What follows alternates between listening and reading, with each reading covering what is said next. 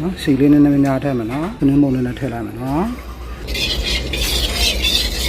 ထောင်းလာတဲ့ချက်သွင်းပြူလေးထည့်လိုက်ချက်သွင်းပြူလေးတွေကြော်လို့အနာမွေးလာပြီဆိုလို့ရှိရင်ဒီစိတ်တန်းစနာတဲ့ဖြစ်ဖြစ်လေးထည့်လိုက်ပါမယ်ဒီလေးထည့်လိုက်ပါမယ်ခင်ဗျာနော်ဖုံးလေးဖုံးပြီးတော့တက်တင်လာလိုက်ပါမယ်ခင်ဗျာကဲရားနေပြီလားမသိဘူးနော်ဖုံးတစ်ချက်ဖွင့်ကြည့်မယ်နော်ဒီအနေထားရောက်ပြီဆိုရင်စောဆက်ထားတာလေးထည့်လိုက်ပါမယ်ခင်ဗျာနော်ဒီအနေထားရောက်လာပြီဆိုလို့ရှိရင်ဒီခောက်ထားတာလေးထည့်လိုက်ပါမယ်ခင်ဗျာကြားတော့တွေ့ကြတော့မို့တစ်စုံထည့်လိုက်ပါမယ်မျိုးလေးတွေကြော်စားကြည့်တော့နော်